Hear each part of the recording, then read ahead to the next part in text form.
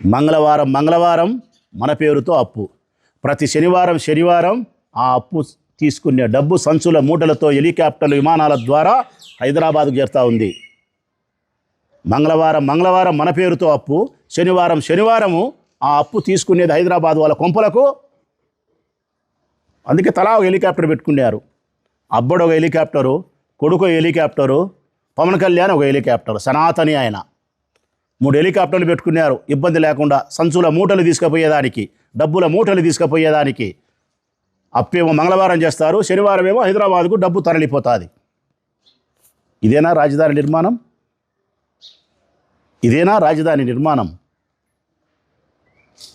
మేము అడుగుతా ఉన్నాం. ఇంకా 3 సంవత్సరాల వ్యవధి ఉంది నీకు. ఈ 3 సంవత్సరాల వ్యవధిలో రాజధాని నిర్మాణం నిన్ను పూర్తి చేయడానికి ఎంత డబ్బు కావాలా? అంత డబ్బు నీ దగ్గర ఉందే? నువ్వు చెప్పిన సంక్షేమ పథకాలు ఇవ్వడానికే నీకు గతి లేకపోతే, శక్తి లేకపోతే, చెప్పిన మహిళలకు 1500 ఇచ్చేదానికి నీకు యోగ్యత లేకపోతే, 2 లక్షల కోట్ల రూపాయలు తెచ్చి నువ్వు ఎక్కడ రాజధాని నిర్మిస్తామని చెప్పి ప్రజలను మభ్యపెట్టే ప్రయత్నం చేస్తున్నావు. రాజధాని నిర్మాణం ఎప్పటికీ పూర్తి కాదు ప్రజలారా.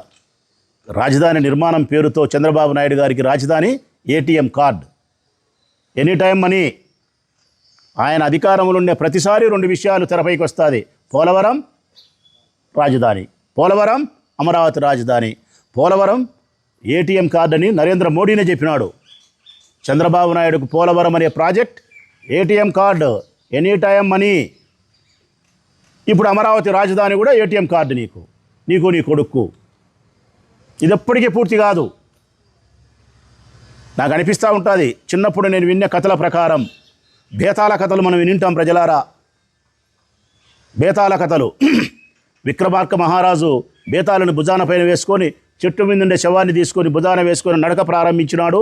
అందులోని బేతాళుడు, ఓ రాజా విక్రమార్క, నేను ఈ కథ చెప్తా, సమాధానం తెలిసి చెప్పకపోతే నీ తల పగులుతుంది, సమాధానం తెలియలేకపోతే మళ్ళీ నేను చెట్టు ఎక్కుతా. ఇది బేతాళ కథలు. తెల్లవార్తలు విక్రమార్కుడు నడుస్తుంటాడు, బేతాళుడు కథలు చెప్తానే ఉంటాడు. బేతాళుని కథలు ఆగలే, ఇక్కడ ఈ బేతాళుని యొక్క రాజధాని నిర్మాణము పూర్తి అయ్యేది లేదు. అట్లా బేతాళ కథలు ఏ విధంగా అయితే పూర్తి కావో, ఈ చంద్రబాబు నాయుడు గారి హయాంలో ఈ రాజధాని నిర్మాణం కూడా ఎప్పటికీ పూర్తి కాదు. అందుకే నా దృష్టిలో అమరావతి రాజధాని బేతాళ కథలతో సమానం. మన కళలో అయితే మాత్రం అద్భుతంగా కనిపిస్తుంది, ఇళ్ళలో అయితే మాత్రం పేకముక్కలాగా మన రాజధాని పడిపోతుంది. మరి ప్రజలు మీరు ఆలోచించకపోతే, ఈ అవినీతిని, ఈ అన్యాయాన్ని, ఈ అక్రమాన్ని మీరు గమనించకపోతే, తెలుసుకోలేకపోతే, సరైన సమయంలో మీరు ప్రశ్నించలేకపోతే, సరైన నిర్ణయం తీసుకోలేకపోతే, భావితరాల మన భవిష్యత్తుకు మనం ఇచ్చే శాపం పేదరికం,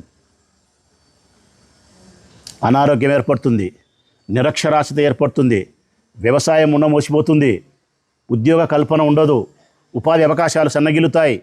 భావితరాల మన పిల్లలు పేదరికంతో అల్లాడిపోయే పరిస్థితి వస్తుంది. ఈ ఆర్థిక మాందవ్యంతో, ఈ అవినీతితో. ఇప్పుడే మీరు గమనించండి, ఆరోగ్యశ్రీ అటకెక్కింది. ఈ ఏప్రిల్ 1వ తారీఖు నుంచి ఆరోగ్యశ్రీ రాష్ట్రంలో వర్తింపజేయలే. ఏ మహనీయుడు రాజశేఖర రెడ్డి గారు, స్వర్గీయ రాజశేఖర రెడ్డి గారు అద్భుతమైనటువంటి ఆలోచనతో ఈ రాష్ట్రంలోని బడుగు బలహీన పేదరిక వర్గాలకు మరణించకూడదు డబ్బు లేకపోతే అనారోగ్యంతో అని చెప్పి ఆ పథకాన్ని తీసుకొస్తే, ఈ చంద్రబాబు నాయుడు గారు పుణ్యమా అని చెప్పి ఆరోగ్యశ్రీ ఈరోజు రాష్ట్రంలో లేదు, అమలులో లేదు. రోడ్డుకి ధర్నా చేస్తున్నారు హాస్పిటల్ వాళ్ళు, ప్రైవేట్ హాస్పిటల్ వాళ్ళు. ఆరోగ్యశ్రీ పోయింది.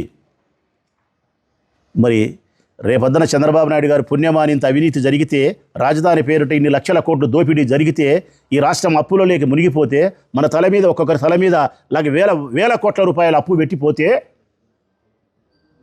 మనకు మౌలిక వసతులు ఉంటాయా? మన ఆరోగ్యానికి డబ్బులు ఉంటాయా? మన పిల్లల చదువుకు డబ్బులు ఉంటాయా? వ్యవసాయానికి ప్రాజెక్టులకు డబ్బులు ఉంటాయా? సంక్షేమ పథకాలకు డబ్బులు ఉంటాయా? ఉండవు. అనారోగ్యం మిగిలిస్తాడు, నిరక్షరాస్యతను మిగిలిస్తాడు, అప్పులను మిగిలిస్తాడు, పేదరికాన్ని మిగిలిస్తాడు, ఉద్యోగ ఉపాధి కల్పన లేకుండా అన్యాయం చేసిపోతాడు. కానీ లోకేష్ బాగుంటాడు. లోకేష్ కొడుకు పేరు దేవాంశ్. రాజరాజులాగా ఉంటాడు ఆయన. కురు సామ్రాజ్యానికి అధిపతి అయినటువంటి రారాజు దుర్యోధనుడు ఎంత గొప్పగా ఉన్నాడో బతికినంత కాలం అంత గొప్పగా బతుకుతాడు దేవాన్స్. మనము మన పిల్లలు నేను చెప్పినట్టే బతుకుతాం, అనారోగ్యంతో బతుకుతాం, ఆపదలతో బతుకుతాం, ఆకలితో బతుకుతాం, అప్పులతో బతుకుతాం మనం. కారణం దోపిడీ, విపరీతమైన దోపిడీ. డబ్బంతా అడిగిపోతుందంటే హైదరాబాద్ పోతుంది, హైదరాబాద్ నుంచి మళ్ళీ అడిగిపోవాలి అడిగిపోతుంది. ఇదంతా కప్పిపుచ్చుకునేదానికి, ఇదంతా రాజధానిలో జరుగుతుండే భూ దోపిడీ, రాజధానిలో జరుగుతుండే ఆర్థిక దోపిడీ, రాజధానిలో జరుగుతుండే అంతా మూసిపెట్టేదానికోసం ఒక్క స్లోగన్.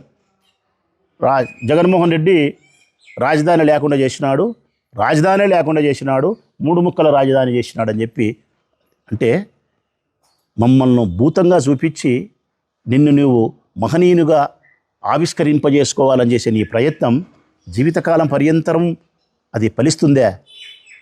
ఎంత నీకు పచ్చపత్రికలుండి నీ అబద్ధాన్ని నిజంగా నమ్మించే ప్రయత్నం చేసేంత మాత్రాన ప్రజలు జీవితకాలం అంతా గొర్రెల్లాగా ఉంటారనుకుంటున్నావా నువ్వు? వీళ్ళ అహంకారం ఒకటే ప్రజలారా, నేను స్పష్టంగా చెప్తా ఉన్నా, వీళ్ళ అహంకారం ఒకటే. మేము ఎన్ని అబద్ధాలు చెప్పినా, ఎంత బరితెగించి మేము అవినీతి చేసినా, ఎంత బరితెగించి మేము రెడ్ బుక్ రాజ్యాంగాన్ని అమలుపరిచి హింసను ప్రేరేపించినా, ఎంత కొవ్వుగా మేము మాట్లాడినా, ఎంత కొవ్వుగా మాట్లాడుతానో తెలుసునా? ఆమె మాట్లాడుతుంది రేణుకా చౌదరి. పెట్టరా అమరావతి పేరు, పిలిచరా కమ్మరావతి. ఎంత అహంకారం! నెత్తికొచ్చింది పొగురు, కళ్ళకు పొరలు గమ్మినాయి మీకు. పెట్టరా అమరావతి, పిలిచరా కమ్మరావతి.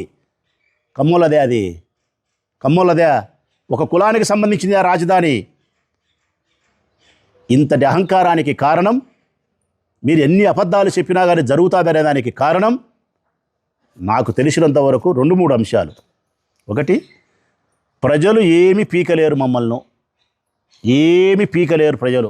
కారణం, మా దగ్గర 2-3 బ్రహ్మాస్త్రాలు ఉన్నాయి. మొదటి బ్రహ్మాస్త్రం, మేము 3 పార్టీలు కలిసి ఉంటే మా ఇంటికి ఏం పీకలేరు. ఇది వాళ్ళు. మేము 3 పార్టీలు కలిసి ఉంటే, మేము ప్రజారంజకమైన పాలన చేయకపోయినా, ప్రజలకు ఇచ్చిన వాగ్దానాన్ని నెరవేర్చకపోయినా, అభివృద్ధి పేరుతో మేము భూదోపిడీ చేసినా, ఆర్థిక దోపిడీ చేసినా, మనుషులు సంపించి తప్పుడు కేసులు పెట్టినా మా ఇంటికి కూడా పీకలేరు. కారణం, మేము 3 పార్టీలు కలిసి ఉన్నాం.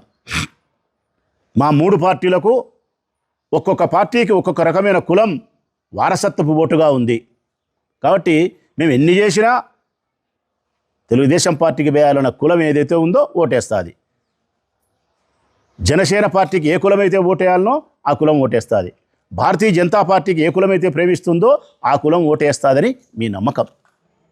ఇది జరగదు. మీరు నమ్మిన ఆ 3 కులాల మనుషులు కూడా మానవత్వం కలిగిన మనుషులే. వాళ్ళకు కూడా విచక్షణ జ్ఞానం ఉంది, వివేకం ఉంది, ప్రజాస్వామ్యం పట్ల గౌరవం ఉంది, ధర్మం న్యాయం పట్ల వాళ్ళకు గౌరవం ఉంది. మీరు అన్యాయం చేయగలిగినప్పుడు, నేను బాగా చెప్తానా, మతికి పెట్టుకోండి, మీరు ధర్మానికి అన్యాయం చేయగలిగినప్పుడు, టైం వచ్చినప్పుడు తాడు కూడా పామై గరుస్తుంది, తాడు కూడా పామై గరుస్తుంది.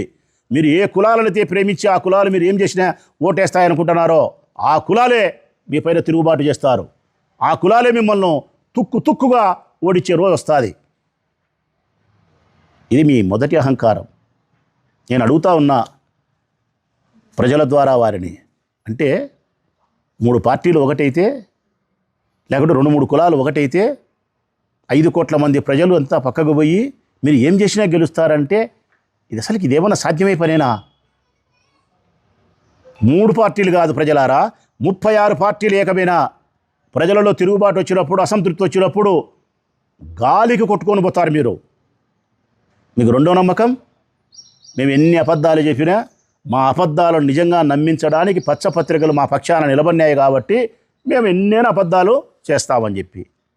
ఆ కాలం కూడా చెల్లిపోయింది. కారణం, ఒకప్పుడు వార్తాపత్రికలు చదవాల్సిన రోజులు ఉన్నాయి, వార్తాపత్రికలు. ఆ తర్వాత ఎలక్ట్రానిక్ మీడియా, TV9 వచ్చింది, NTV వచ్చింది, 10TV వచ్చింది, ETV వచ్చింది, సాక్షి వచ్చింది, 36 రకాల ఎలక్ట్రానిక్ ఛానల్స్ వచ్చినాయి.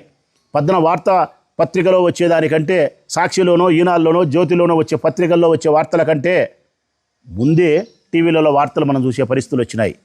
అది దాటిపోయి ఇప్పుడేమొచ్చింది, సోషల్ మీడియా వచ్చింది. నిమిష నిమిషానికి ఈ ప్రొద్దుటూరులో మొదలుకుంటే అమెరికా, ఇరాన్, ఇరాక్ వరకు యుద్ధం వరకు జరుగుతుంటే ప్రతి విషయాన్ని నిమిషానికి సోషల్ మీడియాలో చూడగలుగుతున్నారు ప్రజలు. కాబట్టి మీ పప్పులు ఉడకవు పచ్చ మీడియా, మీ పప్పులు ఉడకవు నారా చంద్రబాబు నాయుడు గారు. ఇక అబద్ధాలతో రాజ్యం వెళ్తాం, అబద్ధాలతో రాజ్యాన్ని నిర్మించగలుగుతాం, అబద్ధాల పునాదుల మీదనే మా కోటలు నిర్మితమవుతాయనుకుంటే కుదరదు. సోషల్ మీడియా ఉంది కాబట్టి తప్పనిసరిగా మీరు చేస్తూ ఉండే ఈ తప్పులకు, మీరు చేస్తూ ఉండే ఈ అన్యాయాలకు మూల్యం చెల్లించక తప్పదు. ఇది బాగా మీరు చిట్ట చివరిగా మీకు నేను చెప్పగలిగింది ఏంటంటే, కళ్ళు తెరవండి ఇప్పటికైనా. చివరిగా ప్రజలకు నేను చెప్పేది ఏంటంటే, 1,00,000 ఎకరాలని చెప్పినాడు, భూములు అన్నాడు, 2 కోట్లు అన్నాడు, 2 లక్షల కోట్లు అన్నాడు, దేవతల రాజధాని అన్నాడు, ఇట్ట కడతా అట్లా కడతా అని చెప్పినాడు, 47 కోట్లు అప్పు అన్నాడు, మొబిలైజేషన్ అడ్వాన్స్ అన్నాడు, 4,000 ఫైనాన్స్, 4,000 చదరపడుకు ఇవ్వాల్సి ఉంటే 14,000 అన్నీ అయిపోయి ఇప్పుడు లాస్ట్ ఆడికి వచ్చింది కథ అంటే, ప్రజలారా, దేవతల రాజధాని దేవేంద్రుని సైతం అసూయ పడగలిగినంత గొప్పగా నిర్మిస్తానని చెప్పిన 1,00,000 ఎకరాలలో రాజధాని ఇంతే. ఇప్పుడు 200 ఎకరాలంట, ఇంతే. ఎప్పుడు ఇట్లా అంటుంటాడు కదా ఆయన, ఇట్లా అంటుంటాడు కదా, 200 ఎకరాలను నిర్మిస్తాడంట. ఇప్పుడు నేను నారాయణ చెప్తున్నాడు అసెంబ్లీలో 200 ఎకరాలని చెప్పి సిగ్నల్ ఇచ్చినాడు. తుదకు మన రాజధాని 200 ఎకరాలు. అది కూడా చెప్తాను నేను. మీరు ఈ 3 సంవత్సరాల కాలంలో రాజధాని నిర్మాణాన్ని పూర్తి చేయగలిగితే, కనీసం పూర్తి చేయకపోయినా పర్వాలే, రాజధాని నిర్మాణానికి సంబంధించిన ఆనవాళ్ళను మీరు చూపించగలిగితే క్షమాపణ కోరుతా మీకు నేను రాసి పెట్టుకోండి. రాజధాని నిర్మాణం బేతాళ ప్రశ్నలతో సమానమే. ఆ ప్రశ్నలు, బేతాళుని యొక్క ప్రశ్నలు ఎప్పటికీ ఆగవు. ఈ రాజధాని నిర్మాణం ఎప్పటికీ పూర్తి కాదు. ఫైనల్గా ప్రజలు సరైన సమయంలో తిరగబడాల్సిన సందర్భం వచ్చినప్పుడు తిరగబడకపోతే, స్పందించాల్సిన పద్ధతిలో, ప్రజాస్వామ్య పద్ధతిలో స్పందించి నిర్ణయం తీసుకోకపోతే, రాజధాని నిర్మాణం పేరిట జరుగుతాండే కుంభకోణం కానీ, అవినీతి కానీ, అక్రమాలు కానీ, ఈ రాష్ట్రంలో జరుగుతాండే అనేక రకాల అవినీతి కానీ, అవినీతి అయితే ప్రజలారా చెప్తానా విచ్చలవిడైపోయింది. విచ్చలవిడి, దొరికినోనికి దొరికినంత. ఇసుక లేదు, మట్టి లేదు, బొగ్గు లేదు, సారాయి లేదు, బంగ్యాకు లేదు, వానెమ్మ ఇది అది ఏంది లేదు అసలుకుంగా. ఏమి సిక్కితే అది, ఎవరికి సిక్కిన కాడికి వాడు మళ్ళా వస్తామో రామో ఉంటామో పోతామో వానెమ్మ ఎట్టన పోని. ఈ 5 ఏళ్ల కాలంలో తీసుకోవాలి. విచ్చలవిడి అవినీతి అయిపోయింది ఈ రాష్ట్రంలో. నేను అడుగుతా ఉన్న ప్రజలను, జగన్మోహన్ రెడ్డి గారు ఉన్నప్పుడు ఈ అవినీతి జరిగిందే? ఎమ్మెల్యేలమైనా మేము అవినీతి చేయగలిగినామా? మమ్మల్ని ఆయన చేయనిచ్చినాడా? మేము సంపాదించుకునే దానికి మాకు ఆయన సహకరించినాడా? మేము గొప్పగానో బాధగానో 2 వైపులా చెప్తా ఉన్నా నేను. మేము ఆర్థికంగా ఈరోజు ఇబ్బందులు ఉండడానికి కారణం మా జగనే. నేను, నాలాంటి ఎమ్మెల్యేలు, నా తర్వాత ఉండే నా పార్టీ కార్యకర్తలు, నాయకులు పేదరికాన్ని అనుభవిస్తున్నాం. మేము దరిద్రమైన ఆర్థిక ఇబ్బందిని మేము భరిస్తున్నాం. కారణం మా జగన్. మా జగన్ను మేము అభినందించాలనా లేకుంటే బాధపడాలనా? రాచమల్లి అభినందిస్తాడు. బాధలో నుంచి అభినందన వస్తుంది జగన్కు. కారణం ఉత్తమ నాయకుడు. ప్రజా పరిపాలన ఇట్లా చేయాలా, సంస్కరణలు మన దగ్గర నుంచే ప్రారంభం కావాలా, ఉద్యోగాలు మోసంగా ఇవ్వకూడదు, నిజాయితీగా మెరిట్ ప్రకారం ఇవ్వాలన్నాడు. 1,00,000 ఉద్యోగాలు మెరిట్ ప్రకారం ఇచ్చినాడు ఆయన.